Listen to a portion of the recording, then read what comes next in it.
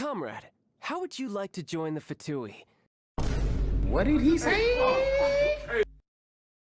That's a good question though. Will the Traveler ever join the Fatui? When you think about it logically, morals aside, it seems like a likely partnership. There are currently 3 big factions opposing the Celestial Gods: the Citizen Fatui, the Abyss Order, and the Traveler and their trusty emergency food. Okay, just Traveler. The Tsaritsa wants to burn away the old world, the Abyss Twin wants to defeat Destiny, and the Traveler wants to find Sustainer. While their goals aren't 100% clear yet, it does sound like they could benefit from helping each other. Not to mention that the twins will most likely side with one another by the end. I know that some people are hoping for a big, epic fight between them, but I just can't see it. Dainsleif, who claims to know fate itself, cannot help but compare how similar the twins are, and is absolutely convinced that he and the Traveler will eventually stand on opposing sides. The Abyss Prince or Princess, who likely knows the Traveler better than anyone, is also expecting their sibling to come to the same realization they did and to join them. There is also the fact that the Traveler is actively ruining the Abyss Order's every plan, and yet the twin is not fighting back. They are being remarkably patient. They have always had a dime after all, so who is to say that that patience will run out? Moreover, let's not forget that whoever is residing in Celestia, presumably the primordial one in Shades, was able to defeat the 7 dragon sovereigns and the second who came. We are talking about powerful elemental beings. To put this in context, Morax and the Adepti really struggled just to steal Ajdaha. 1 dragon. Now make that 7 and make them the sovereigns. Yeah, whoever's in Celestia is not to be trifled with. So even an alliance between the Traveler, the Fatui, and the Abyss Order would not guarantee them victory. To face Celestia alone would be insanity. Granted, something is going on with the Celestial Gods and they may no longer be at their prime, but the point still stands. The Traveler may be impulsive at times, but they are not dumb. They know how to play their cards and they have helped the Fatui before in exchange for information or just out of the goodness in their heart. Which doesn't mean that they don't hate the Harbingers. They essentially killed Signora because they were so mad at their ploys and how they treat human life as a resource to be used and then thrown out. They definitely don't agree with their means, but if they agree with their ends, I can definitely see them forming a temporary alliance. Because as kind and compassionate as a Traveler may be, they are often rather morally grey. They are not against threatening others with violence and then following through on those threats. Not to mention that they are getting progressively more tired of solving everyone else's problems without getting any help back. So personally, I do think that when it comes down to it, if it comes down to it, the Traveler will agree to help the Fatui. A you scratch my back and I'll scratch yours kind of deal. But this is all assuming the Fatui even wants them. How many Fatui underlings did the Traveler not beat up? And even worse, they have defeated 3 Harbingers and still counting. They are a threat, and threats must be disposed of. The problem is, the Fatui act under the guise of diplomacy, which restricts their actions. Meanwhile, the Traveler is widely adored by the people of the different nations they have traveled to thus far. An active manhunt may not be an option. On top of that, they sure do know how to put their trusty dull blade to good use. So, if you can't get rid of an enemy, what should you do? You know what they say, keep your friends close, but your enemies closer.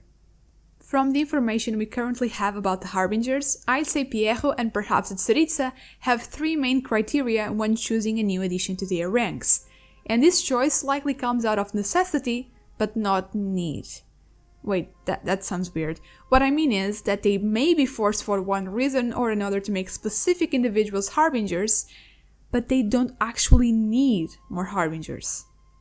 If you think about it, Signora was extremely replaceable.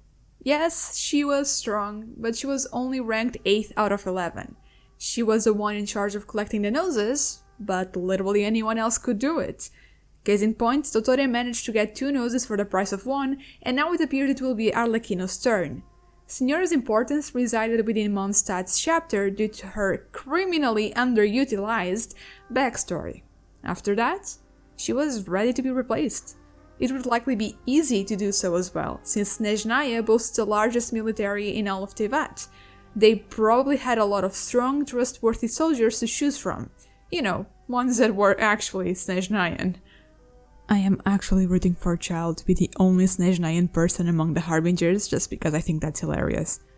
But I digress. The point is that she could have been replaced, but she hasn't been yet. And that may be because the Fatui already had too many Harbingers at the beginning of the story. Listen, I love Child, is my favorite character, is a little bit dumb, but is trying his best, so I say this with all the love and care in the world. What the hell is he even doing among the Harbingers? No, seriously, the other Harbingers don't seem to think highly of him and treat him more like a nuisance than anything else. He was an active participant during Lee West's chapter, but he was still as much in the dark as a traveler was. He was played, like a cheap kazoo, and then he was sent on babysitting, retrieval duty when Scaramouche deserted. But after he was found, no one bothered telling him. He was just hanging out with Yoimi and the kids, being the, well, child that he is. He's basically the errand boy. Someone the grown-ups have to keep busy, lest he do something he shouldn't. We know that each Harbinger is in charge of an undisclosed amount of Fatui soldiers, so in that aspect they do all have a job to fulfill. But again, if they needed more Harbingers to carry out a specific task, you would think they would have replaced Signora by now. I won't even comment on Scaramouche because we don't know whether or not the Harbingers remember his existence at all. So, if they don't need 11 Harbingers, why did they welcome Tartaglia into their ranks in the first place? I don't know, might have had something to do with the fact that he was a 14-something-year-old, freshly enlisted in the military who went around defeating his superiors left and right while having connections to the Abyss and the ability to transform into an abyssal monster. Maybe? He was a loose cannon, one that had to be controlled, and so he was given a position that would allow him to be more closely supervised. And that's where the 3 criteria I mentioned come in. We know that Pierro invites prospective new members into this wild, frenzied feast, where he likely sees how many boxes the candidates check. But what are these criteria? Power, control, and kinship. The first one is a given. Yes, there is a very big power gap between the first Harbinger and the 11th, but they are all much more powerful than your average soldier. After all, how can you be considered a threat if you are weak? The Traveler definitely ticks this box easily. They become visibly more powerful with each nation they visit, after all. The second criteria is when things get a little more interesting. By control, I mean that Pierro must have a way to keep the other Harbingers leashed in order to keep them around. Again, I want to reiterate that I'm going off of what little information we have on the Harbingers at present, but it seems to check out.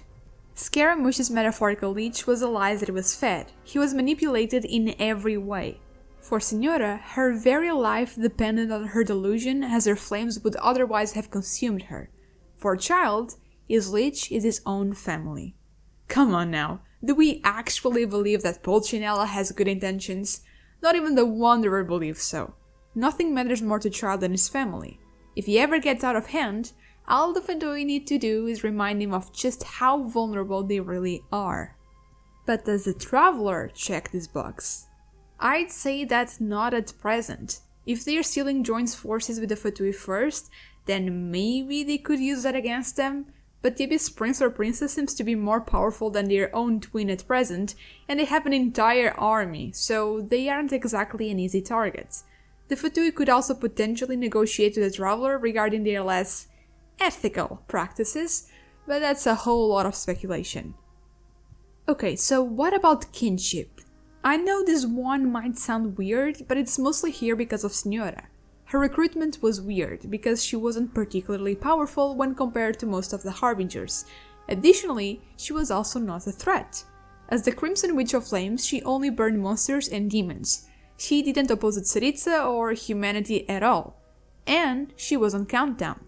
She was going to die to her own flames. Pierro knew that. That's why he gave her a cryo delusion. But also, he seemed to be genuinely affected by her death.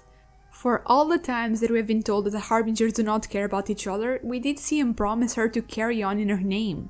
The reason for all of this is most likely kinship.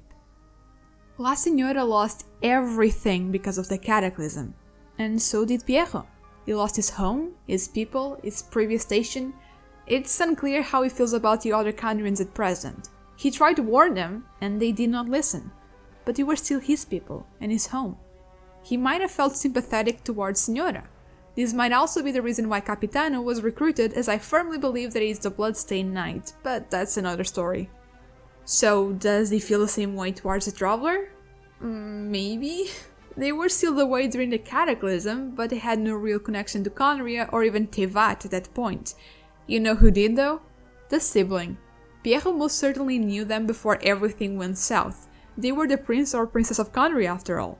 We don't know how they felt about each other, but where the twin goes at present, the survivors of Conria follow. If the twins do join forces, that might just make the Traveler a more appealing candidate as far as the Fatui are concerned. So, potentially, the Traveler may check 2 out of these 3 boxes, which is pretty good. And again, the Harbingers have no qualms about cutting ties with those who lose their value, so they are probably a-okay with admitting someone they despise if it benefits them in some way. In the end, I do think this partnership, happening or not, hinges mostly on the Traveler's ability to overlook the Fatui's more shady business. Remember that Arlecchino raises kids to funnel them directly into the army, and we don't know what happens to those who don't make the cut. Signora was known to use lethal force against Fatui recruits, and Dottore plays operation on live human beings. Kind of a hard pill to swallow, really. Also, the fact that the only 2 Harbingers who have become playable so far either betrayed the Fatui or are actively trying to convince the Traveler to join them in their quest to defeat the other Harbingers is pretty telling on the Traveler's relationship with the Fatui as a whole. Meaning, we probably need to wait and see how the Traveler's dealings with the Fatui play out going forward. That said, I do still think this is a likely outcome. What about you though? Do you think the Traveler will ever join the Fatui? Would you even want them to? I definitely would. Antagonists are just so fun. Anyway, my name is Blue and I'll see you again soon. Safe journey, Travelers!